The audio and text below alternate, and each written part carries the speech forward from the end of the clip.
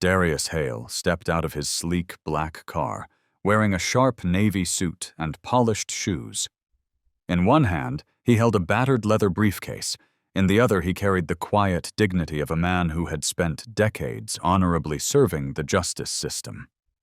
But to Officers Rayburn and Slater, Darius didn't look like someone who really belonged here. Not in that part of town, not near City Hall, not dressed that well, and certainly not as a black man. "Hey you, stop right there!" Officer Rayburn's voice cut through the air, loud and laced with suspicion. His hand hovered near his holster, the weight of his badge fueling a familiar kind of arrogance. Darius paused, his brow furrowing. "Is there a problem, officers?" His tone was calm, measured, something that only seemed to unsettle them more. "We got a report about a vehicle matching yours involved in a theft nearby." Officer Slater chimed in, eyes narrowing. A lie, thinly veiled and spoken without shame. Darius knew it. Anyone watching could see it. Yet when he asked to see the report, the tension turned. "Hands where I can see them," Rayburn snapped. "You're under arrest for obstruction." Obstruction of what? Decency? Truth? Justice? Cuffs clicked around his wrists like a gunshot through his soul. Darius didn't resist. He didn't scream, but as his arms were pulled behind his back in broad daylight, as strangers pulled out their phones and recorded every second, Darius Hale, respected community figure, father, and justice of the Crestwood Municipal Court, felt something he hadn't felt in years. Rage wrapped in restraint. There was no mistake. They didn't detain him despite how he looked. They detained him because of it. Passers-by gasped. A child asked their mother, "Why are they arresting that man?" The mother couldn't answer. Maybe because no answer would be enough. Darius, for all his power and status, had just become another black man targeted for walking with confidence in a place where the system decided he didn't belong. And the officers? They had no idea the man they'd arrested was the judge who would oversee their fate the very next day. This wasn't just another case of mistaken identity. It was a mirror held up to the cracks in a broken system. And if this story shook you, if it made your blood boil or your heart ache, don't just scroll past. Subscribe to the channel for more real stories that demand attention. Stories that expose, inspire, and push for change. Hit that so you don't miss what happens next, because what Darius does from that courtroom bench will shock you. Justice is watching. Are you? Title: She watched him profile her brother, and then showed him who she was. The sun was just beginning to set over Sacramento, casting a warm gold over the city's cracked sidewalks and tall palms swaying in the soft breeze. Traffic moved in slow waves, horns tapping occasionally, radios humming low through open windows, lives unfolding in their ordinary rhythms. And somewhere in that hum, on the corner of 32nd and Commerce, a black man named Marcus Williams was pulled over for a broken taillight that wasn't actually broken. He had noticed the cruiser trailing him blocks before. His hands were steady on the wheel, his body straight with tension. He'd been here before. Too many times. He knew the script, the questions, the commands, the silent fear that anything could turn into everything in a heartbeat. What he didn't know was that tonight's traffic stop would unravel a system that had protected the wrong people for too long. And it would do so because of the woman who arrived 10 minutes later, Dana Williams, Sacramento's newly appointed Chief of Internal Affairs, and Marcus's older sister. But let's not jump ahead. Let's stay in that moment, where Officer Patrick Mitchell, a man with 16 years on the force and a reputation for handling his business, approached the car with one hand near his holster and a permanent sneer in his voice. He knocked once on the window, short and sharp. Marcus rolled it down, keeping both hands visible. "License and registration," Mitchell barked. No hello, no explanation, just that tone. Casual hostility, so normalized it felt like policy. Marcus complied, his fingers trembling slightly. "Is there a reason I was stopped?" he asked. "We'll get to that," Mitchell snapped. "Step out of the vehicle." Marcus hesitated. His sister's voice echoed in his head. Never argue. Never reach. Never assume they see your humanity. So he stepped out. Mitchell circled him like a vulture, demanding to know where he was going, who the car belonged to, if he had any drugs or weapons, if he had a record. He said Marcus looked like someone they were searching for. He said his body language was aggressive. Marcus was 5'8", wearing khakis and a college hoodie, coming home from tutoring. He said as much. Mitchell wasn't listening. And then the second officer arrived. Lopez, younger, uncertain, but clearly deferring to Mitchell. He leaned against the hood, silent, watching. And when Mitchell ordered Marcus to put his hands on the roof of the car, Marcus did it, without a word, because this wasn't about guilt. It was about survival. And that's when Dana's phone rang. She was wrapping up a meeting downtown when she saw the name flash across the screen. M. Williams. The call dropped before she could answer. She felt it in her gut. The silence, the timing. She grabbed her keys. She didn't call the station, didn't radio dispatch. She just drove. By the time she arrived, Marcus was standing handcuffed beside the cruiser, his eyes wide with a rage she hadn't seen in years, not since the day their father had been wrongly detained in front of their home. Handcuffed while Dana, just 15, screamed from the porch.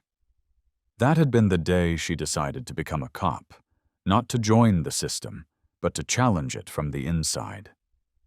She had worked for every promotion, studied every law, filed every misconduct report no one else wanted to touch.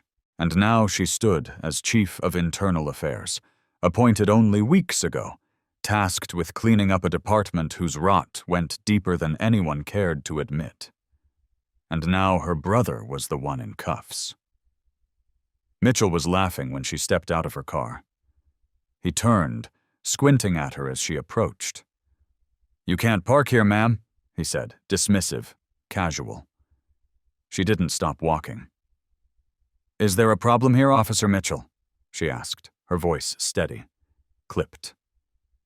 He blinked. His posture shifted. "Do I know you?" "You should," she said. "You've been on my radar for months." Lopez straightened. Marcus's eyes widened. Mitchell smirked. "And who exactly are you?" She reached into her coat pocket, pulled out her badge, and held it up between them like a mirror. "Chief Dana Williams, Internal Affairs. And that man," she pointed at Marcus, "is my brother." Everything stopped. No one spoke. The street seemed to fall silent. Mitchell's face lost a shade of color. I didn't know. That he was my brother," she snapped. "Or that he was a human being." He stammered. Lopez looked like he wanted to disappear. Dana stepped forward. "You pulled him over for a tail light that isn't broken. You asked for ID and ignored his answers. You demanded he step out, questioned him like he was already a suspect, and cuffed him without cause. Did he resist?" Mitchell didn't answer. "Did he threaten you? Did he raise his voice? Did he touch you?" Mitchell's jaw clenched. "He matched a description." "What description?" Dana cut in. "Because I read every open suspect report this morning, and not one matches a black man in a hoodie driving a hybrid with a faculty sticker on the windshield." She stepped even closer. You profiled him. You humiliated him. And you never expected anyone to call you on it, but I'm calling you now. Marcus was still silent, still breathing hard, still staring at her like she had descended from the clouds. She walked to him, took the key from Mitchell's belt without asking, uncuffed Marcus herself, held his wrists in her hands for a second too long. "You good?" she whispered. He nodded. "I am now." She turned back to Mitchell. "You're off the street as of now. Turn in your badge and weapon before the end of the shift. There will be a full review of every stop you've made in the last 2 years. If you so much as touch your gun before that, I will personally have you escorted out of the building." Mitchell didn't speak. He didn't have to. The system that had always shielded him just blinked, and the woman who now ran that system had drawn a line in the concrete. Lopez stepped forward. "Chief, I didn't," she held up a hand. "You said nothing, and sometimes silence is just as dangerous." Later that night, the footage went viral. Someone had recorded the moment Dana pulled her badge, the moment Mitchell backed down, the moment Marcus was freed. The internet called her a hero. But Dana wasn't celebrating. She was writing, filing reports, pulling records, issuing notices. Because this wasn't just about her brother. This was about every stop that went unrecorded, every hand that shook on the steering wheel, every parent who sat waiting for a child who didn't come home. And she knew one thing. This was only the beginning.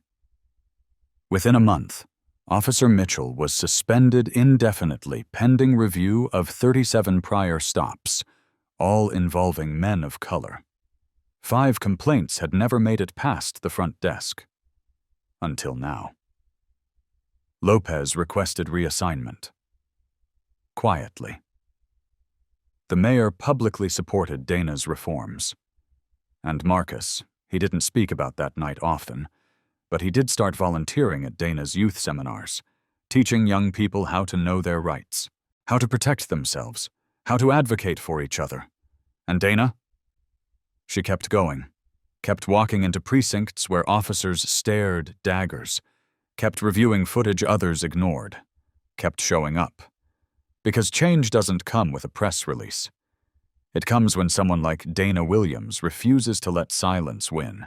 Title: The raid was supposed to be clean. Then the drone captured everything. The mission was supposed to be textbook, precise, efficient, and silent.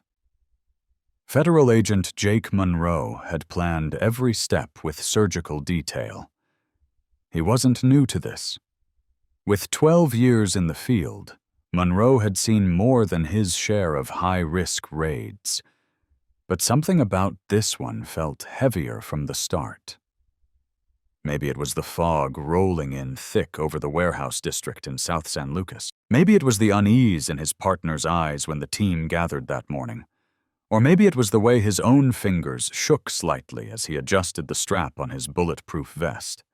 An involuntary tremor he'd never admit to anyone. The target was a suspected weapons trafficker with cartel ties, operating out of a shipping facility near the harbor. Intelligence had indicated minimal resistance, possibly 1 or 2 armed guards. Monroe's unit had prepped for weeks, analyzing schematics, timing movements, coordinating local law enforcement backup just in case. They ran drills, cleared the op through 3 different departments. Every angle had been covered, except the one none of them saw coming. It was just past midnight when Monroe's team breached the warehouse. Smoke grenades hissed through the air. Flashbangs lit up the space like miniature suns. Boots pounded against concrete. Shouts echoed, "Vansumsum." "Federal agents! Hands in the air!"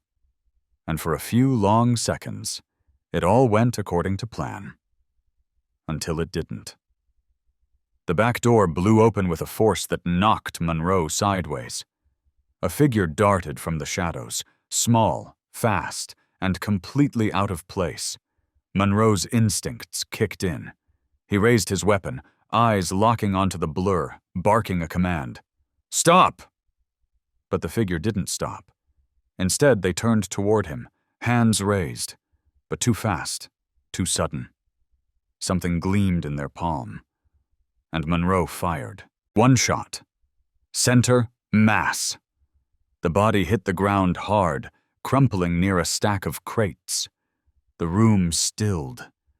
Radios crackled. Voices shouted. Someone screamed. Monroe moved forward, every footstep dragging like it weighed 100 pounds. The figure wasn't a guard, not a trafficker, not a cartel member. It was a teenager. A girl. She couldn't have been more than 16. Her eyes were still open, wide and filled with confusion and pain. Her hands, empty. The weapon was a silver necklace, broken in the fall, its pendant glinting in the dust and blood. She hadn't been running at all. She'd been hiding. Maybe caught in the crossfire. Maybe just trying to escape the chaos. But now none of that mattered. She was dead. And Monroe had killed her. Then, from above, a sound. A subtle whir. He looked up and saw it, a drone. Unregistered. Unmarked, its red light blinking like a silent accusation. Someone had captured everything. The girl's death. The moment he fired, the way she collapsed, the necklace hitting the ground, all of it. He radioed his team. "We have a leak! Eyes in the sky. Possible media or blackmail op. Sweep perimeter." But even as he issued the order, he knew it was too late. The drone had seen. Someone had the footage. And someone was going to use it. The official report was filed by sunrise. Suspect neutralized during federal operation. Threat assessment determined hostile intent. Agent Monroe discharged weapon in accordance with standard protocol. But it was all meaningless the moment the video dropped. 36 hours later, Monroe's face was plastered across every screen in America. The video was grainy, but damning. The girl's hands were clearly empty, the glint of the necklace unmistakable, the gunshot echoing into silence. And most damning of all, the way Monroe just stood there, frozen, weapon still raised as if trying to will the moment away. The world turned against him overnight. Trigger-happy Fed kills innocent teen. Another life lost to government aggression. Justice for Elena. Elena. That was her name. Monroe found it in a local article buried beneath coverage of the raid. Elena Ruiz, 16 years old, a straight-A student who had taken a job at the shipping facility to help her mother with rent. She had dreams of becoming a lawyer. She volunteered at a youth center on weekends. She was supposed to be home that night, but she wasn't. Because of him. He read that article 100 times, each word cutting deeper than the last. His agency placed him on administrative leave within 72 hours. Pending investigation. The phrase was cold, empty, and Monroe knew what it really meant. He was being packaged for sacrifice. Just one more name on the list of public failures. A fall guy for a system that had trained him to act first and question later. They sent him home. No badge, no gun, no support. Outside his apartment, protesters gathered with candles and signs. "Murderer, resign. Her blood is on your hands." Inside, Monroe sat in the dark, staring at the necklace. It had been recovered from the scene. Somehow it ended up in a bag the department sent him when they cleaned out his locker. Maybe a mistake, maybe intentional. Either way, he couldn't stop holding it. He couldn't stop seeing her face. He drank. He tried not to. He tried to forget. But every time he closed his eyes, Elena was there, dying over and over again. And the drone, the silent witness in the sky, buzzed endlessly in his mind.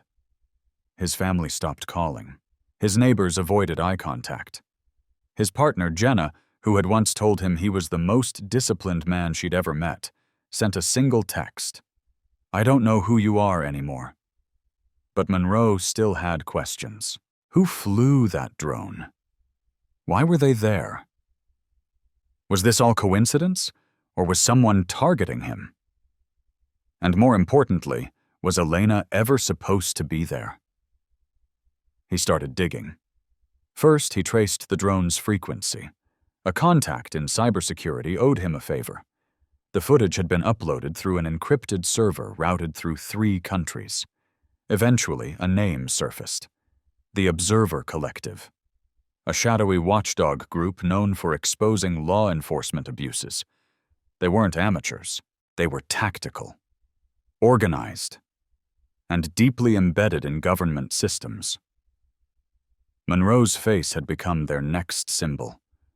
But it wasn't just about him. It was deeper. His search led him to a document buried in agency archives, a redacted file detailing Operation Glass Veil, an internal audit into misuse of force across federal departments. One name kept appearing across multiple flagged raids: his own. Not because he had done anything before, but because someone wanted him to. He'd been chosen for missions where outcomes could be manipulated, where mistakes could be used to steer public discourse, where someone, somewhere, could pull the strings and then wash their hands. He had been a pawn, and Elena had been the collateral. Monroe felt the bottom fall out. He wasn't just guilty of pulling the trigger. He had been set up to pull it, because someone knew that one miscalculated move would unravel everything. And they were right. He began to question everything he had ever done. Every mission, every file, every person he'd arrested. How many others had suffered from operations dressed as order? The guilt became unbearable. So he did the only thing he could think of. He showed up at the Ruiz family home. No escort, no badge, no security. He rang the doorbell with trembling fingers, expecting a gun. Or worse, a closed door. But Elena's mother, Lucia, opened it. Her eyes were sunken, her face tired, but she recognized him instantly. "I know who you are," she whispered. "I watched the video." "I know," Monroe said. "I came to say I'm sorry." Lucia stared at him. "Do you think sorry helps?" He didn't answer. She let him in anyway. They sat in silence. Minutes passed. She poured tea. He didn't drink it. He couldn't. Then Lucia said something that would haunt him more than the video ever could. She was scared of men like you. Not because she hated you, but because she knew you wouldn't see her. You wouldn't look. Monroe closed his eyes. "She tried to run," Lucia whispered. "Not because she was guilty, because she was afraid." And Monroe broke. He wept, not the quiet, dignified tears of regret, but the full-bodied collapse of a man who had finally seen himself through the eyes of his victim. Lucia didn't touch him, didn't forgive him, but she let him weep. Later, she handed him a photo. Elena, at age 10, dressed as Ruth Bader Ginsburg for a school project. "She thought justice meant being brave," Lucia said. "I don't know what it means anymore." Neither did Monroe. But he made a vow. He returned to the agency the next morning, not to plead for his job, but to blow the entire thing open. He leaked the file, exposed the audit, connected the names, exposed Operation Glass Veil for what it truly was: a manipulation engine weaponizing perception to control public trust. And then he disappeared. No one knows where Jake Monroe is now. Some say he fled the country. Others say he joined the Observer Collective. A few whisper he's working from the shadows, dismantling the very system he once upheld. But one thing is certain. He will never forget her name.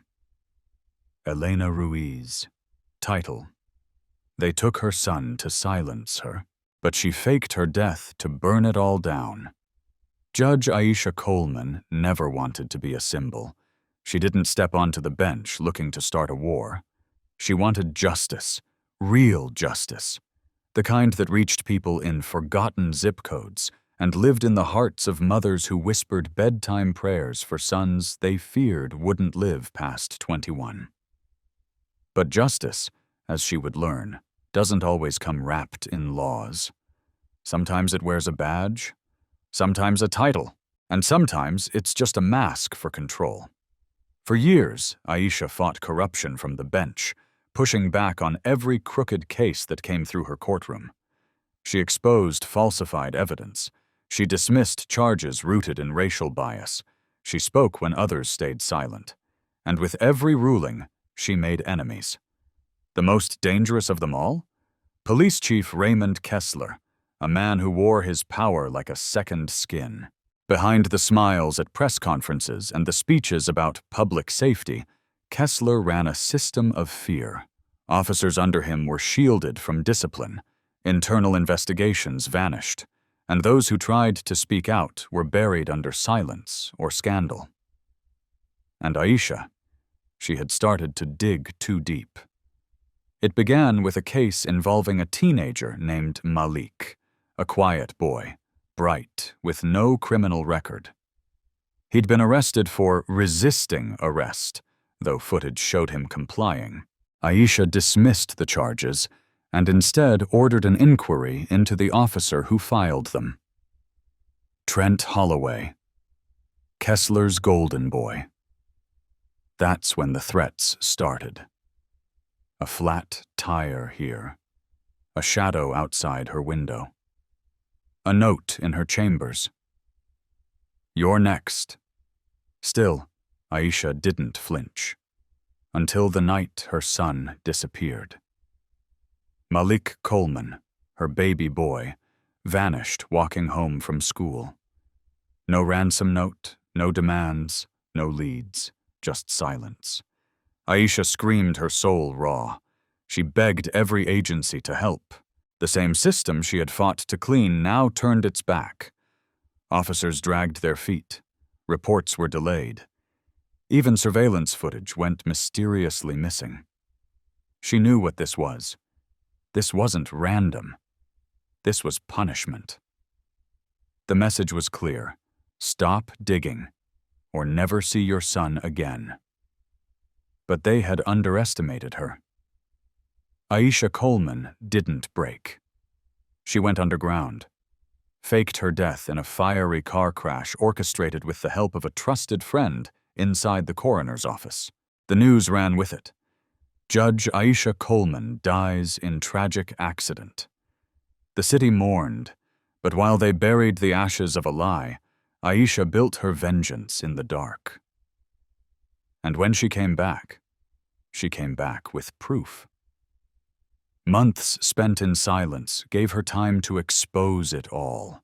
Secret meetings between Chief Kessler and known crime bosses, body cam footage altered or erased, payouts to families in exchange for silence. She collected every receipt, every redacted file, every whispered confession from former officers too scared to speak. But the jewel? A hard drive given to her by a whistleblower. The full, unedited confession of Officer Trent Holloway. In it, he described how Malik Coleman had become a target. Not for a crime, not for suspicion, but because of who his mother was. "I didn't want to do it," Holloway sobbed on the video. But Kessler said she had to be taught a lesson, said her boy would be safe if she stopped pushing. "We just wanted to scare him." They didn't just scare him. They broke something sacred. And now Aisha was going to break them. When she emerged from the shadows at a packed city council meeting, alive, unbroken, and holding the hard drive in her hand, the city erupted. Gasps turned to screams. Some called her a ghost. Others, a savior. "I faked my death," she said, standing tall, her voice trembling with fury. "Because the only way to survive was to disappear long enough to expose what this city really is." She played the confession. Live to everyone. The mayor turned pale. The DA dropped her coffee. And Kessler, he didn't show up, because he was already running. But it was too late. Federal agents moved in that night. Warrants were issued. Officers were arrested. The media descended like vultures, hungry for every sordid detail. And in the center of it all stood Aisha Coleman, alive, relentless, and grieving, because she hadn't found her son. Not yet, for all her victories. The ache remained. Every night she stared at his photo. Every morning she whispered his name. She was celebrated as a hero, but inside she was still a mother holding on to hope by a thread. Then one night, a tip came in. A boy matching Malik's description had been seen at a compound outside the city, run by a fringe militia group with ties to law enforcement. She went herself, didn't wait for backup. She arrived with nothing but a vest, a flashlight, and the fire of 1,000 sleepless nights. And there he was, Malik, chained, bruised, alive. When she saw him, time stopped.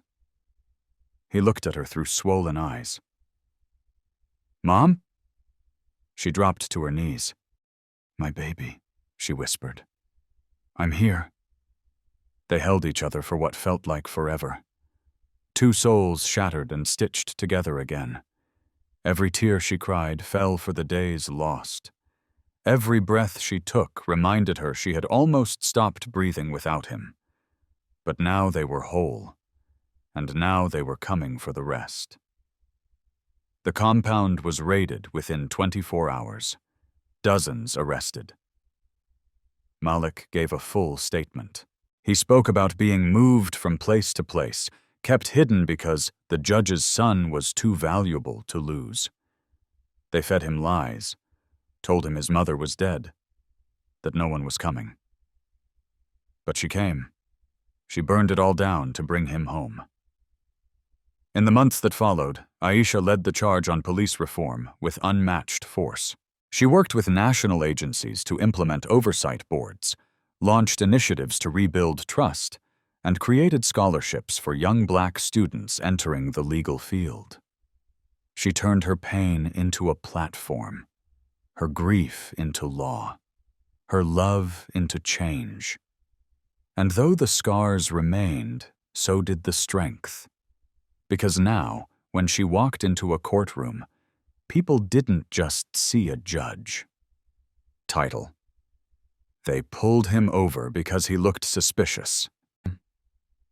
What he said to the camera changed everything. It started like it always did, with lights, red, blue, flashing in the rearview mirror like a warning shot in the night. Andre Thomas had been through it before. Too many times to count. A 35-year-old high school teacher, father of two, always dressed in slacks and button-downs that smelled faintly of chalk and coffee. He drove a sensible car, didn't speak above a whisper, paid his taxes, lived for his kids. But he was black, and in the wrong neighborhood, or maybe just in the right one with the wrong skin. He was driving home after chaperoning a school debate tournament. His daughter had asked him to bring back her favorite snack from the gas station. He'd promised her, swore he'd be home in 20 minutes. But as he pulled onto East Hanover Street, the streetlights casting long yellow shadows on the pavement, he saw the cruiser in his rearview mirror. It followed him for 3 blocks. Then the sirens clicked on. No loudspeaker, no explanation, just the silent pull of power flashing behind him. Andre's hands went cold. His mouth went dry. His fingers hovered over the turn signal. He slowed the car, pulled gently to the curb, and did what his father had taught him at 13. What every black parent in America teaches their children like a survival script. Car in park, dome light on, hands at 10 and 2. No sudden movements. And for God's sake, record everything. His phone sat in the center console, screen dark, like it was holding its breath too. He reached over, pressed the side button, and opened the camera. He didn't aim it at the window, didn't try to be slick. He just angled it toward his face, the fear already creeping into the corners of his eyes. "This is Andre Thomas," he said quietly into the camera. "I've just been pulled over on Hanover Street. I don't know why. I haven't done anything wrong. I just want to make it home to my kids." The words felt like a prayer. The door creaked open and footsteps approached. Slow, deliberate, the kind that carried weight before a word was ever spoken. A flashlight beamed through the driver's window, illuminating Andre's face like an interrogation lamp. Then came the voice, sharp, cold, already suspicious. "License and registration." Andre nodded slowly. "Sure, officer. It's in my glove compartment. I'm going to reach for it now." But before he could move, the second voice came from the passenger side. "Step out of the vehicle." Andre blinked. Sorry? I said step out, now." His breath hitched. "Officer, I just want to comply. I haven't—" "Don't argue," the first one snapped. "Get out of the car." Hand still raised, Andre opened the door and stepped out. His legs felt numb. The air had gone cold. The street was empty. No witnesses, no headlights. Just him, 2 officers, and the phone still recording from the dashboard. The moment his feet hit the pavement, they pushed him against the hood. Cold steel kissed his cheek. A hand gripped his wrist. Another shoved into his pocket. "You smell like marijuana," one muttered. "I don't smoke," Andre said, his voice cracking. "I'm a teacher. I just left school." "That's so," the other replied, gripping his belt tighter. "You fit the description of someone we're looking for." "What description?" Andre asked. The officer didn't answer. The cuffs came next. Metal, unkind, too tight. He didn't resist. He didn't raise his voice. He didn't even flinch. But something inside him cracked. They shoved him into the back seat like a bag of trash. Slammed the door. Drove off, not toward the station, but through a back alley, past shuttered buildings and dim street lamps, toward a silent, abandoned warehouse lot. It felt like the beginning of something final. Andre's heart thundered in his chest. He thought of his daughter, waiting by the window with her bunny slippers on. He thought of his son, who called him Superman. He thought of his wife, Jasmine, whose last text had read, "Be safe. Love you." Then the door opened. "You ever been arrested before?" one of the officers asked. Andre didn't answer. "You look like the type." He took a shaky breath. "I teach American history," he said. "I tell my students the Constitution is meant to protect all of us." One officer laughed. "How's that working out for you?" Andre swallowed hard. "My phone is still recording," he said. "And I set it to upload, if anything happens to me." The officer paused. That moment of hesitation saved him.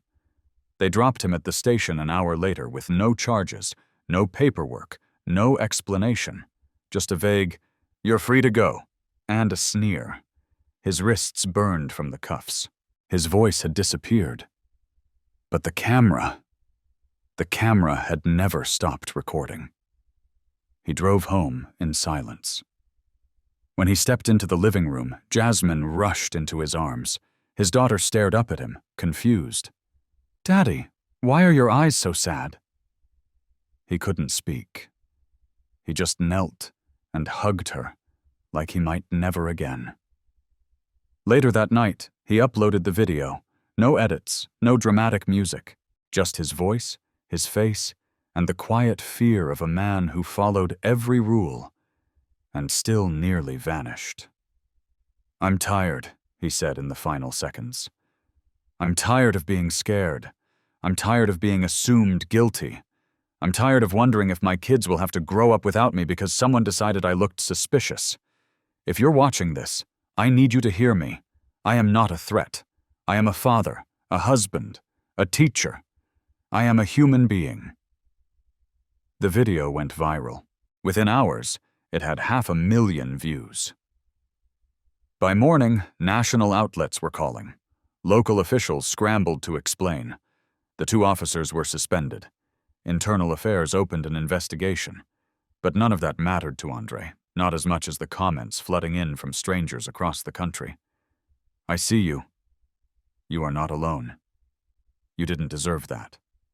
We're with you, Mr. Thomas." For the first time in a long time, he felt something unexpected. Seen. His students showed up the next day wearing shirts that read, "History has eyes." One of them, a shy, quiet kid who barely spoke in class, left a note on his desk. It read, "You made me believe I matter." And Andre wept, not from fear this time, from relief, from hope. He started a project called Turn the Lens, a program teaching students how to document injustice safely, how to speak truth without violence, how to protect each other when systems won't. He gave talks at colleges, at churches, at forums on policing. But he never raised his voice. He didn't need to. His story had already spoken loud enough. People called him brave, heroic. But he always said the same thing. "I didn't do anything brave. I just lived. The hard part is that I had to prove I deserved to." He still flinches when he sees sirens in the mirror. Still hesitates before reaching for his wallet. Still feels that phantom pressure on his wrist when he closes his eyes. But he keeps going. For his kids, for his students, for every person who doesn't get a chance to speak before the trigger gets pulled. Title: They pulled him over because he was black. But what he said into the camera changed everything. It started with red and blue lights in the rearview mirror. Nothing unusual, at least not for Andre Thomas. 34 years old, high school history teacher, father of 2, and a black man who had lost count of how many times he'd been pulled over for nothing. But that night felt different. The air was thick with something he couldn't name. His fingers gripped the steering wheel a little tighter. His breath caught in his chest. He glanced at the clock on the dashboard. 9:26 p.m. His wife, Jasmine, was expecting him home half an hour ago. He had promised to bring her a milkshake after grading papers late at the school. He never made it to the drive-thru. The police cruiser behind him didn't flash its siren, didn't use a speaker, just coasted silently until Andre turned onto a quiet residential street. Then the lights hit harder, brighter, blinding. He knew the drill. Car in park, dome light on, hands at 10 and 2, no sudden movements. But that night, something inside him said, "Record this one." So he did. He clicked the side button on his phone. The screen came to life. The camera started rolling. He rested it on the dashboard, angled slightly toward his face. "This is Andre Thomas," he said quietly, his voice calm but tight. "I'm being pulled over on East Hanover Street, no traffic violations. I just want to make it home tonight." Then came the voice from outside. Barking. Cold. Unmistakably aggressive. "Driver, step out of the vehicle." No introduction. No explanation. Andre's heart hammered in his chest. "I haven't done anything wrong," he called out the window. "I'm on my way home. I'm a teacher. I said out!" He hesitated for a second too long. The door yanked open. 2 officers. One white, one Latino, faces stone-like, hands on holsters, One of them reached in and grabbed Andre by the wrist, pulling him out with a force that snapped his phone off the dashboard. It landed on the passenger seat, camera still recording. Andre didn't fight. He didn't raise his voice. He didn't run. But it didn't matter.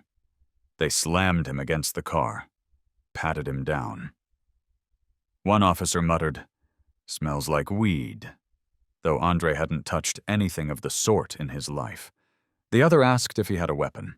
Andre said no. But that was when they saw something. A silver pen clipped to his breast pocket. For a moment, the officer's hand hovered over his gun. Just a flicker. Just a second. That second was a lifetime. Andre closed his eyes. He thought of his daughter, age 7, who had made a best dad ever card that morning. He thought of Jasmine, who had texted, "Drive safe, love you." He thought of his students, how just last week they had debated the civil rights movement in class. "We've come so far," one of them had said. Had they? They cuffed him.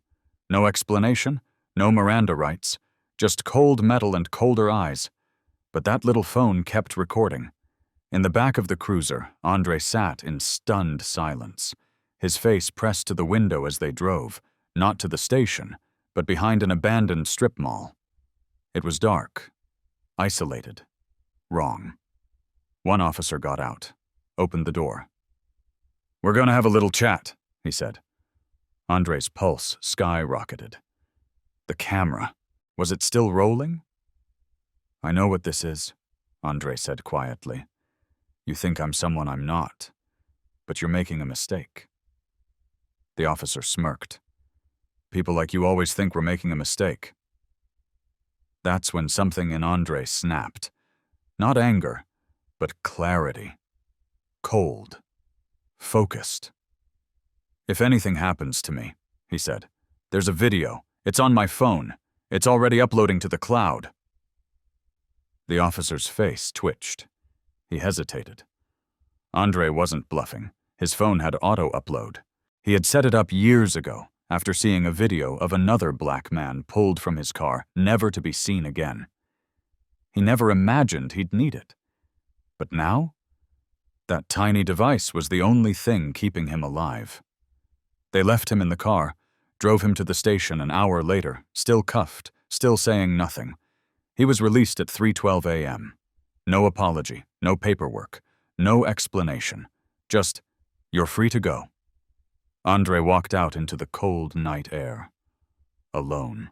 His phone, returned to him without a word, was scratched but intact. The video. Still there. He sat in his car, hands trembling. Then he did what he never thought he'd do. He posted it. No edits, no filters, no background music. Just truth.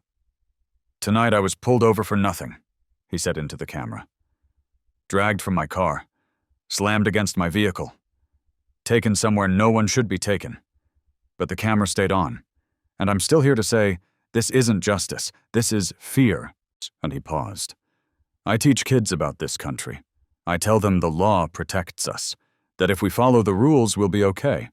But I'm starting to wonder, what if the rules were never meant for us?" He ended the video with a simple plea. "If you're watching this, don't let this go quiet." Within hours, the video went viral. Within days, news outlets were calling. Within a week, the two officers were placed on administrative leave. But Andre? He couldn't sleep. He jumped at shadows. He cried in the shower. His daughter stopped running to hug him at the door, too confused by the fear in his eyes.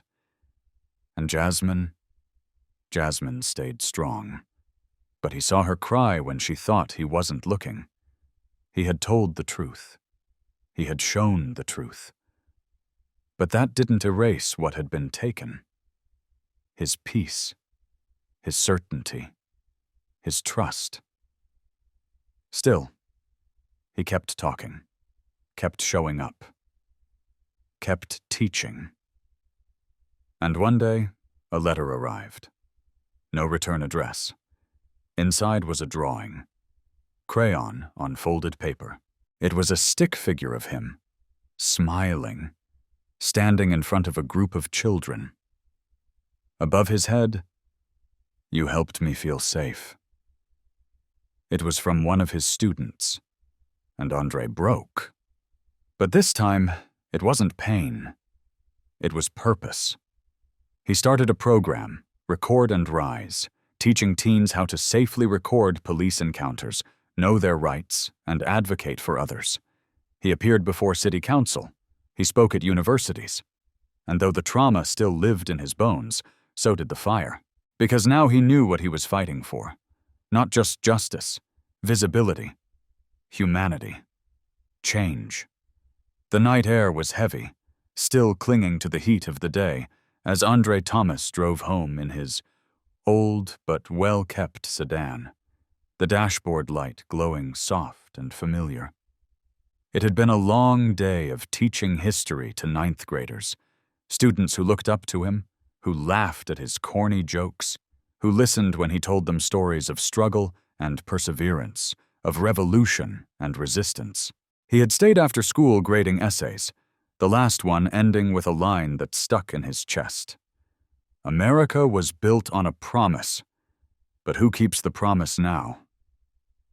He smiled at that, a little bitterly, then packed up and drove toward home, toward his daughter's goodnight hug, and the soft sound of his wife's voice asking if he wanted tea.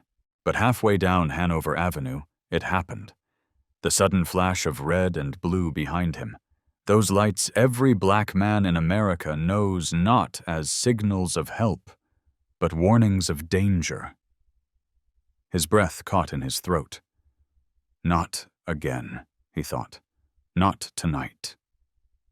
He checked his speed. Perfect. His tail lights? Working. His registration? Up to date? Still, the lights didn't let up. He signaled. He pulled over. He turned off the engine. He rolled down the window. And then he did the thing that had become a grim ritual for so many. He reached for his phone and hit record. "This is Andre Thomas," he said into the lens, voice calm but tight, the camera capturing the slight tremble in his hand. "I've just been pulled over by police near Hanover and 7th. I'm not sure why. I just want to go home to my family." He placed the phone on the dashboard, angled toward the window. Then he set his hands firmly on the steering wheel and waited. It was supposed to be routine. They always say it's routine. But when the officer approached, tall, pale, fingers resting just a little too eagerly on his weapon, Andre knew this wasn't going to be that. The officer didn't start with hello, didn't ask for license or registration. Instead, it was a barked command. "Step out of the vehicle." Andre blinked.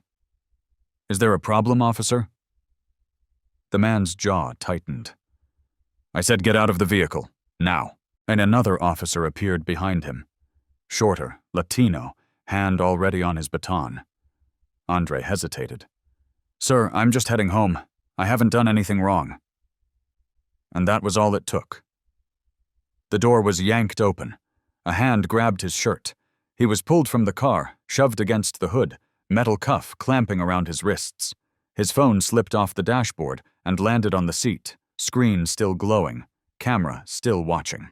"You fit the description," the first officer muttered as he frisked him roughly. "What description?" Andre asked, voice cracking. "Black male, tan car, looked suspicious." Suspicious. The word rang in his ears like a slur. He'd heard it before, too many times. Suspicious for walking, for driving, for waiting outside a store, for breathing. Suspicious for existing in the wrong place with the wrong skin. They said they smelled weed. He didn't smoke, never had. They asked if he had a gun. He didn't, never had. They asked where he was going. "Home," he said again. "To my wife, to my daughter." The second officer laughed. "Guess you'll be late." They didn't read him his rights. They didn't tell him where they were going. They just stuffed him in the back of the cruiser and pulled away from the curb, like they had just bagged a threat to society, instead of a man who spent his days teaching kids about civil rights and planting tomatoes in the backyard with his daughter. They didn't take him to the station. They drove to the back of a shuttered strip mall, far from cameras, far from traffic. The lot was dark, a single flickering light casting long, jagged shadows across the pavement. Andre's pulse hammered in his ears. The first officer opened the door and yanked him out. "We're gonna have a little chat," he said. Andre's legs trembled. He was scared. Not of dying, not exactly, but of what his death would mean. Another headline. Another video. Another black man resisting arrest and dying for it. And worse, another daughter without a father, another wife left with memories and ashes. "Please," he said, voice hoarse, "I'm not who you think I am." The officers laughed. "That's the thing," the first one said, stepping closer. "We don't think, we act." That line, those words, seared into Andre's mind like a brand. We don't think, we act. But Andre did think, and that's what saved him. He said one thing, one simple thing. "My phone's still recording, my camera's still on, and it's uploading." That made them pause, just for a second. But in that second, the spell broke. One officer swore under his breath. The other glanced back toward the car. Andre took that moment and ran with it, not away, not physically, but emotionally. "I'm a teacher," he said. "I teach your kids. I teach them about truth and justice. What am I supposed to tell them tomorrow? That I died in a parking lot because two cops didn't know how to listen?" Silence. Cold, hard silence. They shoved him back into the car, drove him to the station, processed nothing, logged nothing, released him with a curt, "You're free to go." No paperwork, no apology, no accountability, just bruises and silence. He sat in the driver's seat for nearly an hour, staring at the camera footage, watching his own fear play back like a movie, watching his dignity be peeled away inch by inch. Then, at 4:27 a.m., with trembling fingers, he posted it. No commentary, no edits, just the raw truth. And the world noticed. Within hours, his video was being shared across social media, retweeted by activists, politicians, celebrities. His name became a trending hashtag. Some called him brave. Others called him angry. But all called him seen. Interviews followed. News vans parked outside his house. He gave statements. He told the story again and again until his voice went numb. He spoke in front of cameras and crowds. But at night, when the lights went off and the house was still, he held his daughter close and wept into her hair. "I thought they were going to kill me," he told Jasmine one night. "And I just kept thinking, who would tell her what really happened? Who would tell her I didn't fight, I didn't scream, I just stood there?" And Jasmine, always the strong one, just held his hand and whispered, "You made it home. You made it home." But Andre didn't feel whole. Something had been taken that night. Something soft. Something sacred. His sense of peace. His belief in fairness. Even his classroom changed. His students now looked at him with wide, scared eyes. They asked him questions he didn't know how to answer. "What do we do, Mr. Thomas, if it happens to us?" He didn't want to lie. He didn't want to say, "Just comply." He had complied. And still, he had almost vanished. So he told them the truth, that it wasn't fair, that they had a right to feel angry, that being black in America means being cautious even when you're innocent. But he also told them this: "You are not the problem. The system is, and it only changes when people like us refuse to stay silent. He started an after-school group called Know Your Rights, teaching kids how to document interactions, how to stay safe, how to protect each other. Parents thanked him. Students hugged him. Still, at night, he struggled to sleep, until one morning he received a letter, handwritten, no return address. Inside was a note. "I saw your video. I'm an officer. I used to think we were doing good. Now I'm not so sure. I'm sorry." That cracked something open in him, because change, real change, starts not with marches or laws, but with truth. And Andre had spoken the truth. Loud, clear, and with a trembling voice that still refused to be silent. Title: They handcuffed him for looking suspicious. Then he walked into court the next morning as the judge. It was a late Thursday afternoon in the heart of downtown Silver Springs, and while the city moved with its usual hum of briefcases, coffee shops, and buses sighing at every stop, a single moment was about to derail the day for one man, a man whose face you might not remember unless you were standing on the wrong side of justice, a man named Martin Green, who carried himself with a calm precision that came only from years of holding power quietly and wearing dignity like armor. He was dressed in a navy blue tailored suit, not flashy, just clean and deliberate, the way his late father had taught him. A man is not what he owns, but how he carries the weight of being seen. Martin's polished shoes tapped gently against the sidewalk as he walked toward City Hall, briefcase in hand, planning to review a complex eviction dispute before heading home to his daughter's choir recital. But that recital would never come, at least not the way he expected. Because as he crossed under the steel archway of a parking lot just across from the courthouse, two officers in a black and white cruiser locked eyes with him. They didn't see a judge. They didn't see a father, a husband, a veteran of the judicial bench with 20 years of community service behind him. They didn't see the man who had spent his life trying to make the law fairer. No, they saw a black man standing next to a nice car, and that was enough. "Sir," one of them barked, voice sharp with suspicion, already reaching for the tension in the air. Martin paused, confused, then slowly turned to face them, keeping his hands clearly visible. Because he knew, like every black man in America knows, that questions can become gunshots without warning. "Is there a problem, officer?" he asked calmly. But even that tone, measured, respectful, seemed to provoke something. "We received a call about a vehicle matching this description involved in a theft," the other officer added, a lie so thin it couldn't hold air. Martin raised his brow, unfazed.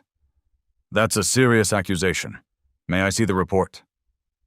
But instead of an answer, he got cold steel pressed around his wrists. Handcuffs, right there, in public, in daylight, in front of the courthouse he had worked in for over a decade. "You're under arrest for obstruction," one of them muttered, like they were spitting out a line they barely understood. He didn't resist. He didn't yell. He didn't plead. He just said one thing, quietly, like a prophecy. "You're making a grave mistake." People gathered. Phones came out. Bystanders recorded the scene. Him in cuffs, being led like a criminal past the building where he had written opinions that protected children, stopped evictions, challenged bad policing, and still they mocked him. One officer snorted, "Think you're some kind of big shot?" The other added, "Staying quiet won't save you." They didn't know who he was, but they were about to. Because as the video hit the internet that night, spreading like a storm, first on Twitter, then Facebook, then the local news, people began asking questions. Who was this man? Why had he been cuffed without reason? Why did he keep looking them in the eye, even in chains? It was because Martin Green knew who he was. He was a man who believed in the law. He was a man who had once told a scared mother in his courtroom that justice was still possible if we didn't give up on it. And now he sat in a holding cell while the officers who arrested him laughed just outside the door. But their laughter died that next morning. Because when 9 a.m. came and they were called to testify in court about their arrest, when the bailiff opened the side door and asked them to rise for the Honorable Judge Green, the same man they'd mocked the night before stepped into the courtroom wearing his robe. He didn't gloat. He didn't smile. He just looked at them with the same quiet power they had failed to recognize the day before. The courtroom fell into stunned silence. Reporters whispered. The crowd froze. The officers stood like statues, pale-faced and exposed. "Officers Mitchell and Carr," Martin said, voice steady, eyes sharp. "You stand before this court accused of racial profiling, unlawful detainment, and abuse of power. You may now speak." They stammered, tried to backtrack, said they were just following protocol. But the video told the story. The silence in the back of the cruiser told the story. The phone in Martin's pocket, which had recorded everything, told the story. Witnesses from the street, community members who had seen him work tirelessly, students whose scholarships he had quietly funded. They all showed up. They filled the gallery with truth. What followed was not just a hearing. It was a reckoning. And when the chief of police arrived to issue a formal apology, sweat trickling down his collar, the crowd didn't cheer. They watched. Because this wasn't a show. This was real. This was what it looked like when the truth stood taller than a badge. Martin could have ended their careers right there. He had the power. But what he said next made the entire courtroom hold its breath. "I don't need revenge," he said. "I need change." And that's what he made happen. The officers were suspended pending full investigation. The police department launched mandatory training programs on bias and accountability. Martin was asked to lead a task force to reform community policing. But more than that, something else shifted. The community saw what happened, and they responded. Vigils were held, not because he had died, but because he had lived through it and still believed in the promise of justice. Murals were painted of him, not as a hero, but as a reminder that you can be everything right, that you can wear a suit, hold a degree, uphold the law, and still be criminalized in seconds for the color of your skin, and still stand tall. Because that's what Martin Green did. He showed up. He forgave. And then he went back to work. Not because he had to, but because people were watching now. Because kids in his courtroom stared at him with wonder in their eyes. Because justice, no matter how many times it failed, still had a chance if someone like him refused to abandon it. And when he left the courthouse that evening, this time with applause outside and no sirens behind him, he called his daughter and said, "I'm on my way." She didn't know what had happened. She didn't need to. All she said was, "I saved you a seat." And he wept, not from fear, but from relief. From hope. From knowing that even when the world tries to reduce you, when it tries to shove you into the role of a suspect, a statistic, a silhouette in handcuffs, you still hold your truth, because truth is louder than prejudice. And dignity. That's what you wear when the world tries to strip you down. Title: He shot the mayor's daughter, but what he did next might change everything. 6 months after that bullet tore through the air, echoing across Holloway Park and into every courtroom, news studio, and soul of Glenhurst, the city had begun to breathe again.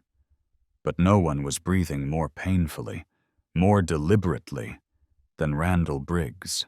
Once a name spoken with pride in the police precincts, a 20-year veteran, tough on crime, respected by the rank and file, he was now spoken of in hushed tones, if at all.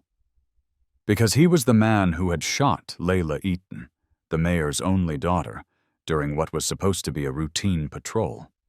Because he had seen a black girl in a hoodie and made a split-second decision, driven by fear, by bias, by a lifetime of believing he could do no wrong behind a badge. He hadn't seen a child. He hadn't seen a daughter. He hadn't seen a human being. And that mistake, that one gunshot, had shattered not only Layla's world, but his own. She had survived. Miraculously. But Randall Briggs hadn't. Not really. He was alive, yes. No prison time. No uniform. But also, no home, no job, no identity. He moved through Glenhurst as a ghost now, no longer protected by the system he once upheld. Because the system had decided it couldn't protect him this time. Not when the entire city had seen the footage. Not when the girl lying in a hospital bed was the daughter of the most powerful man in Glenhurst. Not when she had pulled a badge from her pocket. Not a weapon. A badge that proved who she was. A badge that if Briggs had waited even 2 more seconds, might have saved her pain and saved him from ruin. But he hadn't waited.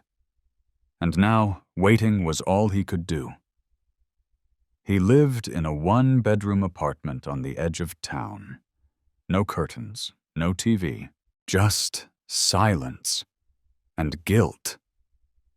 Every day, he woke up and remembered. Not just the shooting, but the look in the mayor's eyes. The way he had said, "You don't get to survive this."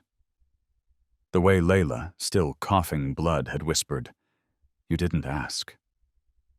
Those words weren't just haunting. They were truth, the kind that sinks into your bones and rewrites who you are. But something strange happened.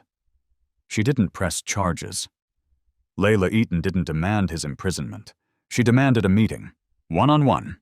No cameras, no press. She wanted to see the man who almost killed her.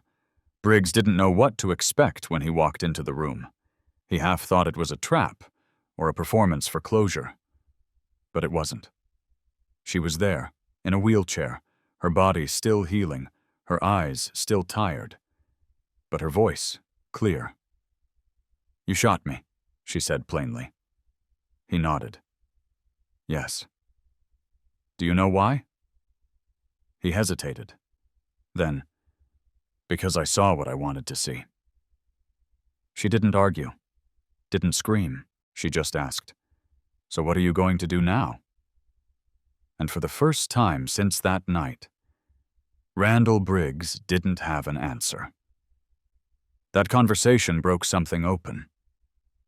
He realized he couldn't undo what he'd done, but he could face it. So that's what he did. He met with Layla again, then her father, then activists, then the families of others who had lost children to wrongful shootings. He didn't beg for forgiveness. He didn't make excuses. He just listened. And the more he listened, the more he understood that his guilt wasn't the end of the story. It was the beginning of something else. Responsibility. Briggs didn't become a hero. He didn't deserve that title. But he became visible.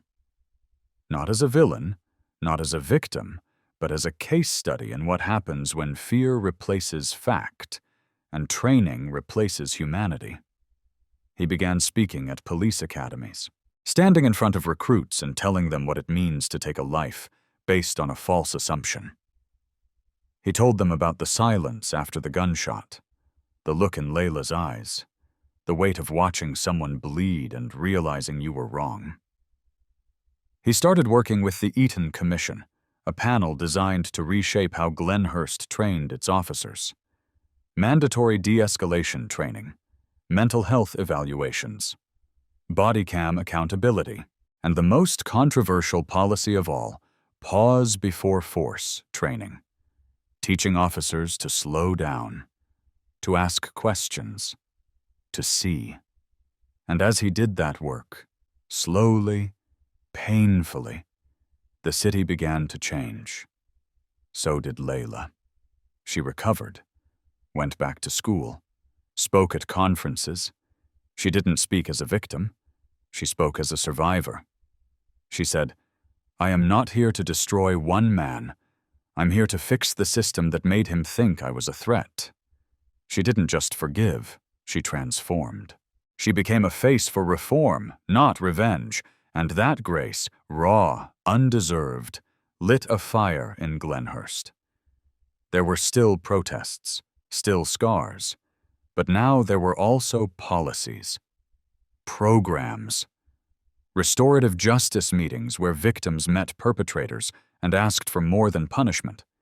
They asked for honesty, for accountability, for change. And through it all, Briggs kept showing up, not to fix his name, but to carry the weight of what he had done and use it to push others not to follow his path. One day, Layla's father, Mayor Charles Eaton, called him aside. The last time they'd stood face to face, the man had looked ready to tear him apart. But this time, there was something else in his eyes. "You know," the mayor said, "when I saw your face through that squad car window, I thought I'd spend the rest of my life hating you." Briggs didn't respond. "I don't hate you," the mayor continued, "but I'll never stop holding you responsible. You understand that?" "I do," Briggs said, and the mayor nodded. "Then keep doing what you're doing, because every time you tell that story, you make it a little harder for the next officer to pull that trigger." And so he did. Every week, every month, every class. He stood in front of rooms of people who would one day carry badges and told them the truth no one had told him when he joined the force. That fear is not a justification. That instinct is not infallible. That you can be a good person and still do something unforgivable. But it's what you do after that matters most. And here's what this story teaches us. Not just about police, not just about justice, but about all of us. We are all accountable for what we choose to see. We are all responsible for what we assume, for how we act when we're afraid, and for how we respond when we're wrong. Randall Briggs will never be the same.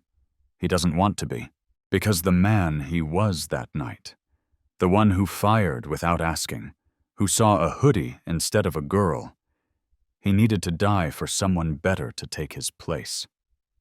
Not better because of a badge, better because of awareness, because he finally sees. And for Layla, her healing didn't come from vengeance. It came from reclaiming her voice, her future, her right to walk through a park at night without being seen as a threat. She says, "You can't unpull a trigger, but you can stop the next one from being pulled."